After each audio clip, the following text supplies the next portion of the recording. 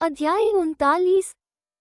बाबा का संस्कृत ज्ञान। गीता के एक श्लोक की बाबा द्वारा टीका। समाधि मंदिर का निर्माण। इस अध्याय में बाबा ने गीता के एक श्लोक का अर्थ समझाया है। कुछ लोगों की ऐसी धारणा थी कि बाबा को संस्कृत भाषा का ज्ञान न था और नाना साहेब की भी उनके प्रति ऐसी ही धारणा थी। इसका खंडन हेमाड पंत ने मूल मराठी ग्रंथ के 50वें अध्याय में किया है। दोनों अध्यायों का विषय एक सा होने के कारण वे यहाँ सम्मिलित रूप में दिए जाते हैं। प्रस्तावना। शिरडी के सौभाग्य का वर्णन कौन कर सकता है। श्री द्वारकामाई भी धन्य है, जहाँ श्री साई ने आकर निवास किया और वहीं समाधिस्थ हुए। शिरडी के नर नारी भी धन्य हैं, जिन्हें साई ने पधार कर अनुग्रहित किया और जिनके प्रेमवश ही वे दूर से चलकर वहां आए। शिरडी तो पहले एक छोटा सा ग्राम था, परंतु श्री साई के संपर्क से विशेष महत्व पाकर वो एक तीर्थ क्षेत्र में परिणत हो गया। शिरडी की नारियां भी परम भाग्यशालिनी हैं, जिनका उन पर असीम और अडिग विश्वास प्रशंसा के परे है। आठों प्रहर कामकाज करते, पीसते, अनाज निकालते, गृह कार्य करते हुए वे उनकी कीर्ति का गुणगान किया करती थीं। उनके प्रेम की उपमा ही क्या हो सकती है। वे अत्यंत मधुर गायन करती थीं, जिससे गायकों और श्रोतागण के मन को परम शांति मिलती थी। बाबा द्वारा टीका। किसी को स्वप्न में भी ज्ञात न था कि बाबा संस्कृत के भी ज्ञाता हैं। एक दिन नाना साहेब चांदोरकर को गीता के एक श्लोक का अर्थ समझाकर उन्होंने लोगों को विस्मय में डाल दिया। इसका संक्षिप्त वर्णन सेवानिवृत्त मामलतदार श्री बी.वी.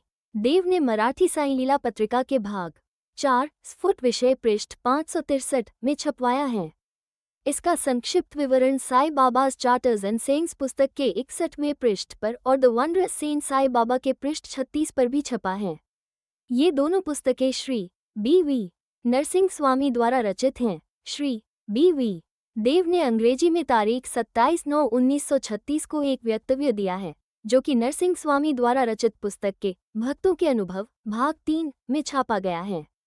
श्री देव को इस विषय की प्रथम सूचना नाना साहेब चांदोरकर से प्राप्त हुई थी, इसलिए उनका कथन नीचे उद्धृत किया जाता है। नाना साहेब चांदोरकर वेदांत के विद्वान विद्यार्थियों में से एक थे। उन्होंने अनेक टीकाओं के साथ गीता का अध्ययन भी किया था तथा उन्हें अपने इस ज्ञान का अहंकार भी था। उनका मत था कि बाबा संस्कृत भाषा के सर्वथा अनभिज्ञ हैं, इसीलिए बाबा ने उनके इस भ्रम का निवारण करने का विचार किया। यह उस समय की बात है जब भक्तगण अल्पसंख्या में आते थे। बाबा भक्तों से एकांत में देर तक वार्तालाप किया करते थे। नाना साहेब इस समय बाबा की चरण सेवा कर रहे थे और अस्पष्ट शब्दों में कुछ गुनगुना रहे थे। बाबा, नाना, तुम धीरे धीरे क्या कर रहे हो। नाना, मैं गीता के एक श्लोक का पाठ कर रहा हूँ। बाबा, कौन सा श्लोक है वह। नाना, यह भगवद गीता का एक श्लोक है। बाबा, जरा उसे उच्च स्वर में कहो। तब नाना भगवद गीता के चौथे अध्याय का 34वां श्लोक कहने लगे। तद्विद्धि प्रणिपातेन परिप्रश्नेन सेव्या उपदेशयन्ति ते ज्ञान ज्ञानस्तत्वदर्शिन उद्धरण चिन्ह। बाबा, नाना, क्या तुम्हें इसका अर्थ विदित है। नाना, जी महाराज। बाबा, यदि विदित है तो मुझे भी सुनाओ। नाना, इसका अर्थ है तत्व को जानने वाले ज्ञानी पुरुषों को भली प्रकार दंडवत कर सेवा और निष्कपट भाव से किए गए प्रश्न द्वारा ज्ञान को जान। वे ज्ञानी जिन्हें सद्वस्तु की प्राप्ति हो चुकी है तुझे ज्ञान का उपदेश देंगे। बाबा, नाना, मैं इस प्रकार का संकुल भावार्थ नहीं चाहता। मुझे तो प्रत्येक शब्द और उसका भाषांतरित उच्चारण करते हुए व्याकरण सम्मत अर्थ समझाओ। अब नाना एक एक शब्द का अर्थ समझाने लगे। बाबा, नाना, क्या केवल साष्टांग नमस्कार करना ही पर्याप्त है। नाना, नमस्कार करने के अतिरिक्त मैं प्रणिपात का कोई दूसरा अर्थ नहीं जानता। बाबा, परिप्रश्न का क्या अर्थ है। नाना, प्रश्न पूछना।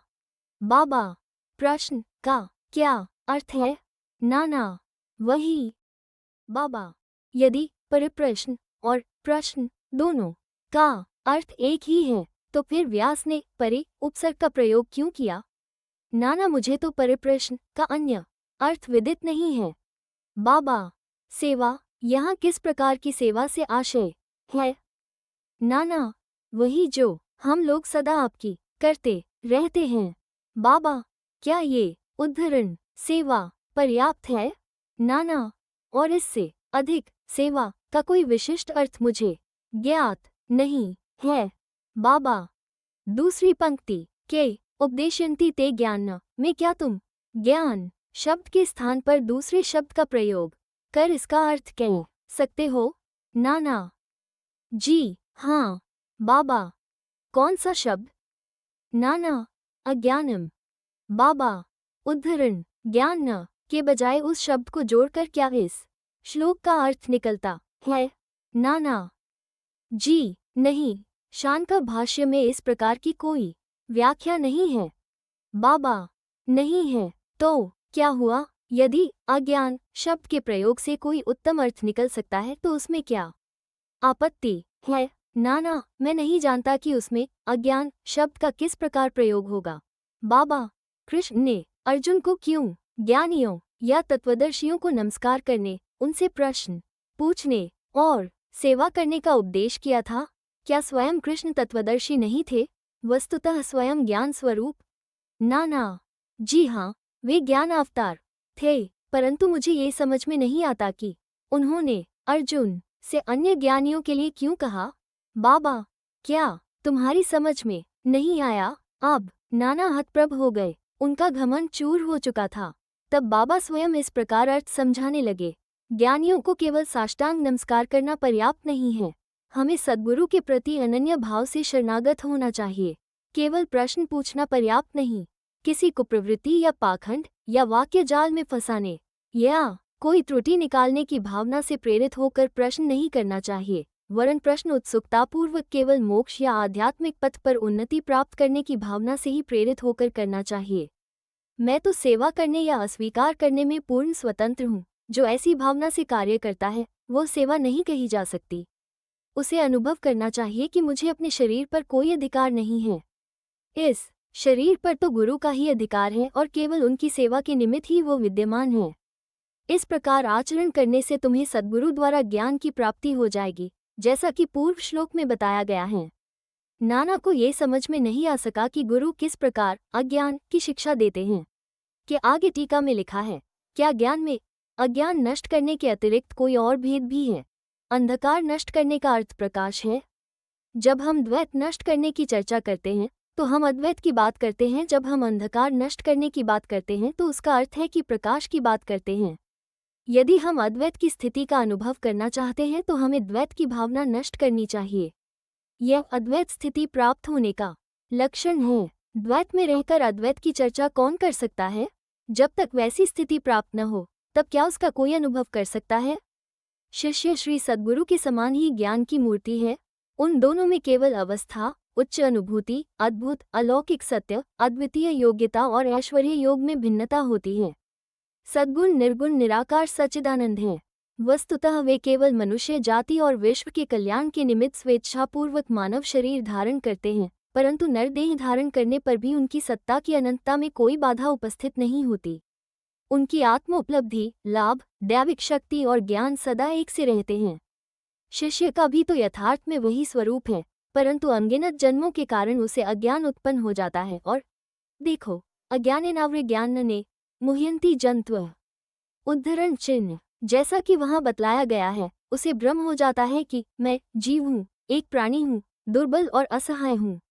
गुरु इस अज्ञान रूपी जड़ को काटकर फेंक देता है और इसीलिए उस उपदेश करना पड़ता है।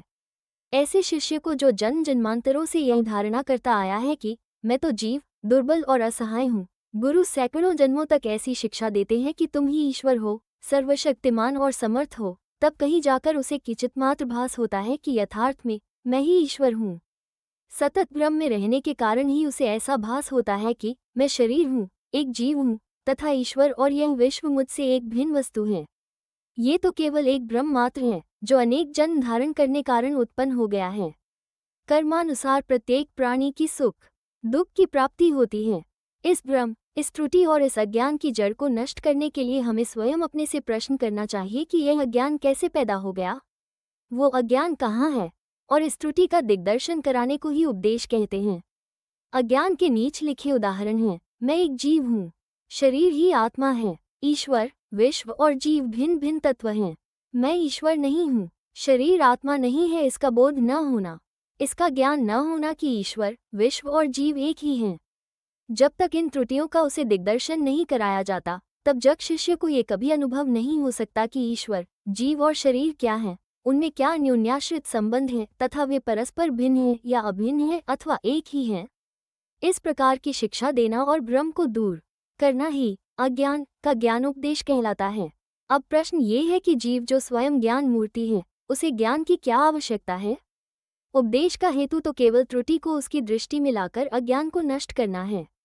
बाबा ने आगे कहा, प्रणिपात का अर्थ है शरणागति। शरणागत होना चाहिए तन, मन, धन से। कृष्ण अन्य ज्ञानियों की ओर क्यों संकेत करते हैं? सद्भक्त के लिए तो प्रत्येक तत्व वासुदेव है और गुरु शिष्य को वासुदेव मानता है और कृष्ण इन दोनों को अपने प्राण और आत्मा। चूंकि श्री कृष्ण को विदित था कि ऐसे अनेक भक्त और गुरु विद्यमान हैं, इसलिए उनका महत्व बढ़ाने के लिए ही श्री कृष्ण ने अर्जुन से ऐसा उल्लेख किया। समाधि मंदिर का निर्माण। बाबा जो कुछ करना चाहते थे उसकी चर्चा वे कभी नहीं करते थे, प्रत्युत आसपास ऐसा वातावरण और परिस्थिति का निर्माण कर देते थे कि लोगों को बाद में उनका निश्चित परिणाम देखकर बड़ा अचंभा होता था। समाधि मंदिर इस विषय का उदाहरण है। नागपुर के प्रसिद्ध लक्षाधिपति श्रीमान बापू साहेब बूटी सकुटुंब शिरडी में रहते थे। एक बार उन्हें विचार आया कि शिरडी में स्वयं का एक वाड़ा होना चाहिए। कुछ समय के पश्चात जब वे दीक्षित वाड़े में निद्रा ले रहे थे तो उन्हें एक स्वप्न हुआ। बाबा ने स्वप्न में आकर उनसे कहा कि तुम अपना एक वाड़ा और एक मंदिर बनवाओ। श्यामा भी वहीं शयन कर रहा था और उसने भी ठीक वैसा ही स्वप्न देखा। बापू साहेब जब उठे तो उन्होंने श्यामा को रुदन करते देखकर उससे रोने का कारण पूछा। तब श्यामा कहने लगा, अभी अभी मुझे एक स्वप्न आया था कि बाबा मेरे बिल्कुल समीप आए और स्पष्ट शब्दों में कहने लगे कि मंदिर के साथ वाड़ा बनवाओ, मैं समस्त भक्तों की इच्छाएं पूर्ण करूंगा। बाबा के मधुर और प्रेमपूर्ण शब्द सुनकर मेरा प्रेम उमड़ पड़ा तथा गला रुंध गया और मेरी आंखों से अश्रुओं की धारा बहने लगी, इसलिए मैं जोर से रोने लगा। बापू साहेब बूटी को आश्चर्य हुआ कि दोनों के स्वप्न एक से ही हैं। धनाढ्य तो वे थे ही। उन्होंने वाड़ा निर्माण करने का निश्चय कर लिया और श्यामा के साथ बैठकर एक नक्शा खींचा। काका साहेब दीक्षित ने भी उसे स्वीकृत किया और जब नक्शा बाबा के समक्ष प्रस्तुत किया गया तो उन्होंने भी तुरंत स्वीकृति दे दी। तब निर्माण कार्य प्रारंभ कर दिया गया और श्यामा की देखरेख में नीचे मंजिल, तहखाना और कुआं बनकर तैयार हो गए। बाबा भी लैंडी को आते जाते समय परामर्श दे दिया करते थे। आगे ये कार्य बापू साहिब जोग को सौंप दिया गया। जब कार्य इस तरह चल ही रहा था, उसी समय बापू साहिब जोग को एक विचार आया कि कुछ खुला स्थान भी अवश्य होना चाहिए, जिसके बीचों बीच मुरलीधर की मूर्ति की भी स्थापना की जाए। उन्होंने अपना विचार श्यामा को प्रकट किया तथा बाबा से अनुमति प्राप्त करने को कहा। जब बाबा वाड़े के पास से जा रहे थे, तभी श्यामा ने बाबा से प्रश्न कर दिया। श्यामा का प्रश्न सुनकर बाबा ने स्वीकृति देते हुए कहा कि जब मंदिर का कार्य पूर्ण हो जाएगा, तब मैं स्वयं वहां निवास करूंगा, और वाड़े की ओर दृष्टिपात करते हुए कहा, जब वाड़ा पूर्ण बन जाएगा, तब हम सब लोग उसका उपभोग करेंगे, वहीं रहेंगे, घूमेंगे फिरेंगे और एक दूसरे को हृदय से लगाएंगे तथा आनंद पूर्वक विचरेंगे। जब श्यामा ने बाबा से पूछा कि क्या यह मूर्ति के मध्य कक्ष की नींव के कार्य आरंभ का शुभ मुहूर्त है, तब उन्होंने स्वीकारात्मक उत्तर दे दिया। तभी श्यामा ने एक नारियल लाकर तोड़ा और कार्य प्रारंभ कर दिया। ठीक समय में सब कार्य पूर्ण हो गया और मुरलीधर की एक सुंदर मूर्ति बनवाने का प्रबंध किया गया। अभी उसका निर्माण कार्य प्रारंभ भी न हो पाया था कि एक नवीन घटना घटित हो गई। बाबा की स्थिति चिंताजनक हो गई और निराश से हो गए। उन्होंने सोचा कि यदि बाबा चले गए तो वाड़ा उनके पवित्र चरण स्पर्श से वंचित रह जाएगा और मेरा सब रुपया व्यर्थ हो जाएगा। परंतु अंतिम समय बाबा के श्रीमुख से निकले हुए वचनों ने केवल बूटी साहिब को ही सांत्वना नहीं पहुंचाई, वरन अन्य लोगों को भी शांति प्रदान की। कुछ समय के पश्चात बाबा का पवित्र शरीर मुरलीधर की मूर्ति के स्थान पर रख दिया गया। बाबा स्वयं मुरलीधर बन गए और वाड़ा, साईं बाबा का समाधि मंदिर, उनकी अगाध लीलाओं की थाह कोई न पा सका। श्री बापू साहेब बूटी धन्य हैं, जिनके वाड़े में बाबा का दिव्य और पवित्र पार्थिव शरीर अब विश्राम कर रहा है। श्री सद्गुरु साईनाथार्पण मस्तु। शुभन भवतु।